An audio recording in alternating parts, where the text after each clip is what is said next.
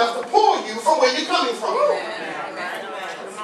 When I come into the church with my mess, or with whatever I'm hiding, or whatever I'm thinking I don't think nobody knows, there comes a point when the Lord makes contact with that spirit, he moves that spirit to make contact with your spirit. Then you all of a sudden become convicted. That's when tears flow.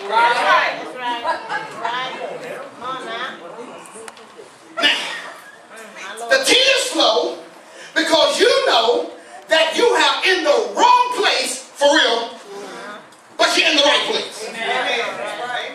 Because both those spirits came to dwell in the same place at the same time.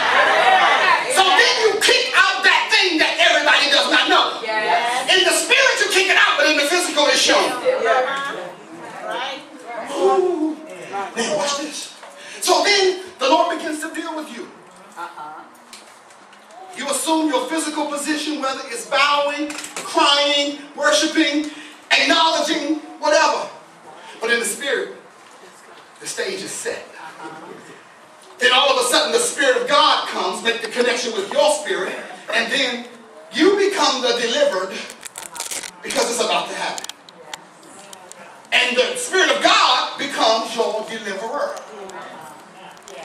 So whenever the delivered need to be delivered, then the deliverer comes. So then the deliverer takes you by the hand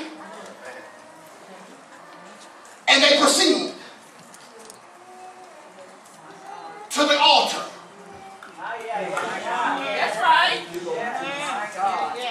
Now, have you ever noticed in a wedding that in the physical wedding, the father escorts the daughter down the aisle? This is so significant because what he's telling the witnesses is that I am escorting her to the altar to lay her and sacrifice to give her to him. I am no longer responsible.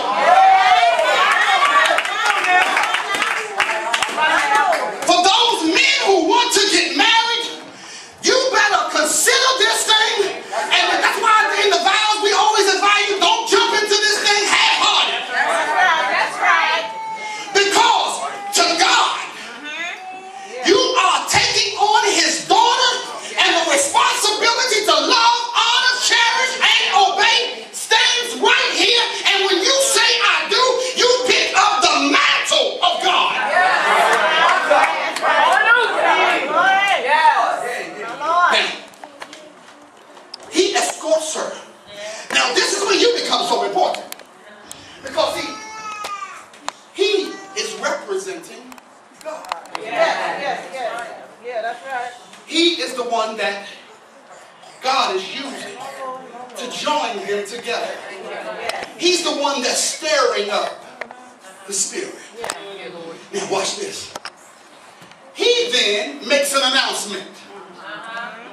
He says, who then gives this woman to this man? If you notice, there was no titles used, no bride, no groom, no this, no that. He called her what God called her, woman. That's right. To this man. Ooh. Now watch this. Then normally, the head of the house, the father, the provider, the one that raised her, the one that took care of her, the one that groomed her, the one that got her to the point of healing, makes a declaration, and he testifies in front of all the witnesses. Now what happens in the spirit? All of the angels are watching. Because see, they have to go and co-sign that they were there. Now watch this. Who gives this woman to this man? He says, I do. Then, oh, this is so significant. Because he then They came down, locked arm in arm. He then takes her hand and hands it to him. So what just happened to you in the physical, in the spirit, was your deliverer escorted you to the altar. You being the delivered, the deliverer delivered to deliverance. That's right. I'm gonna slow it down. The deliverer brought the delivered to deliverance. Then he assumes the Father's position. Now, then there's a declaration and there's some vows made, right? So now, the deliverer, his role is done. That's right. That's right. That's when he can assume that phrase that Jesus used. It is finished. However, if he does not perform the proclamation that he made, or the promise that he made, the eyes of the Father are always on him. Always on him. If you ever notice the role of the pastor, he's always elevated above to represent the sovereignty of God, the Most High of God. So when they do their thing, then there's the joining together. They said, well, Pastor, what does all this got to do with it? Thank y'all so much. Remember that the day you got saved, a ceremony took place. The Spirit of God became your deliverer. The Spirit of God brought you to the altar. You confessed him as Lord because he made a connection with your spirit. And then he brought you to your deliverance. Amen. Now my question is, did you know that you were even delivered?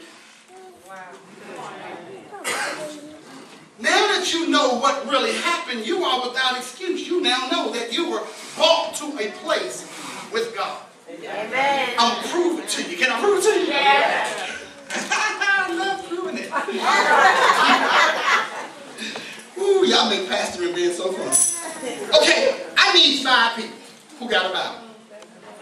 Put 5 hands in there. Hands in there. Elder Spade, get me Psalm 34:4. Who got a Bible? Monica, get me Psalm 107, verse 4. Kim, get me Psalm 116, verse 8. Yolanda, get me Daniel, chapter number 12, verse 1. Somebody else, somebody else. Piper, get me Romans 4:25. Did you know? Look at your neighbor and say, did you know? You were delivered. Ooh. Now, who got the first one? Stand up and look. Proclaim this loud from the hills. I'm sorry, let my mic team get rolled. My mic team together. I got a new mic team, y'all. Okay, let's roll. Psalm 34:4. Just somebody watch this, watch this. Right there. I sought the Lord, and he heard me, and delivered me from all